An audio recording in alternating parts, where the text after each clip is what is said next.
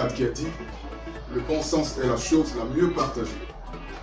Si cette assertion est vraie, alors on doit dire que le bon sens est probablement l'une des choses les moins utilisées dans le monde, et tout spécialement dans le milieu du christianisme.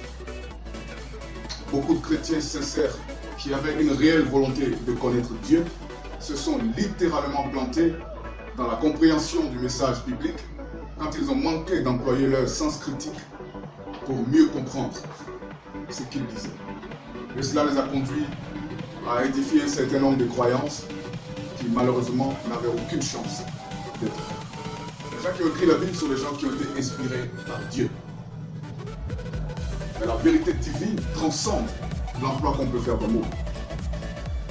Alors pour présenter leur message d'une façon qui soit digestive par la conscience humaine limitée, ils ont employé des paraboles, allégories et autres formes imagées pour véhiculer leur message. Mais ils entendaient bien que ces formes n'étaient pas à prendre à la lettre, qu'il ne fallait pas s'arrêter au sens premier, qui n'était que le véhicule qui transportait un sens véritable, profond, plus caché. Sans un emploi approprié du bon sens, il est facile de se tromper sur la signification de certains textes bibliques. Regardez par exemple l'histoire de Noé. Juste un peu de bon sens suffit à faire comprendre que cette histoire ne doit pas être prise à la lettre. Il ne s'agit pas d'une histoire vraie.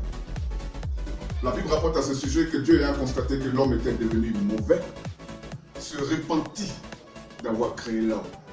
Cela veut dire que Dieu a regretté d'avoir créé l'homme.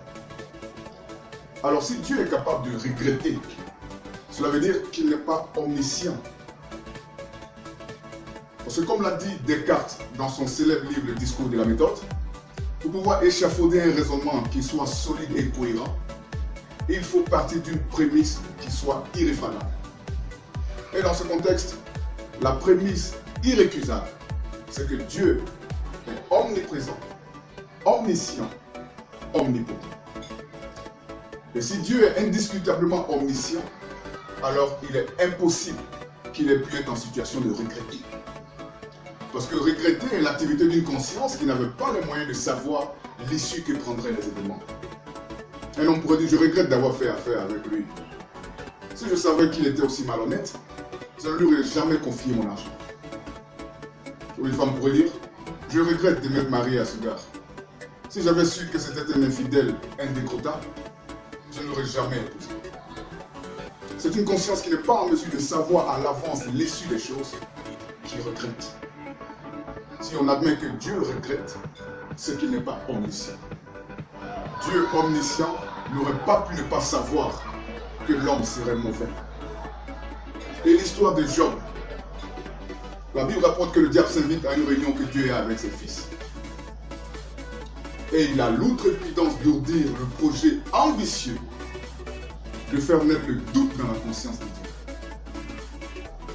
Il planifie de démontrer à Dieu que Dieu n'est pas omniscient, qu'il ne sait pas tout ce qui se passe sur la terre. Il lui dit, tu vois Job, ton fils, sa dévotion n'est qu'une parodie. C'est parce que tu l'as gavé de toutes les bénédictions qu'un homme puisse imaginer qu'il est aussi fidèle en apparence. Si tu lui enlèves tout ce qu'il a, il va te maudire en face.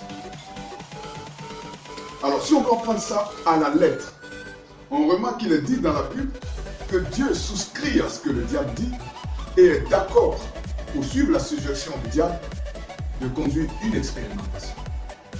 On va voir si effectivement Job est sincère ou pas. L'expérimentation est une démarche scientifique dont le but est de lever une équivoque, de dissiper un doute. On émet une hypothèse, qui est une déclaration qui dans l'absolu peut être vraie ou fausse, et on conduit une expérimentation pour dissiper le doute afin de savoir avec certitude si l'hypothèse est vraie ou fausse. Alors donc Dieu, qui manifestement n'est pas capable de connaître avec précision les états d'âme de Job, est d'accord pour conduire une expérimentation afin d'avoir le cœur net sur les sentiments de son fils bien-aimé Job.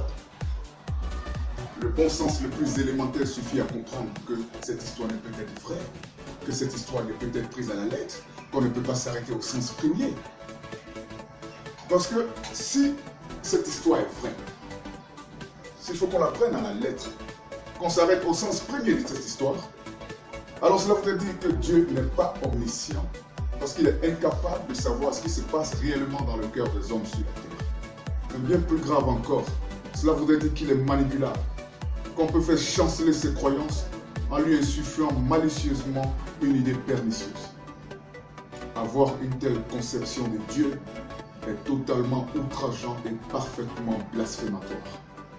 Le Dieu omniscient, irréfutablement omniscient, qui voit et sait tout, qui peut voir une fourmi noire sur une pierre noire dans la nuit noire, a toujours précisément su ce qui se passe dans le fond du cœur des milliards de personnes qui ont vécu sur cette terre depuis le temps d'Adam jusqu'à la fin. Le chrétien sincère, qui veut vraiment améliorer sa connaissance de Dieu et approfondir son intimité avec lui, doit obligatoirement s'exercer à affiner son sens critique et à utiliser correctement son bon sens. S'il ne le fait pas, il va littéralement se bourrer dans la compréhension du message biblique. Et pour le dire autrement, dans une expression populaire du jargon ivoirien, il va taper poteau.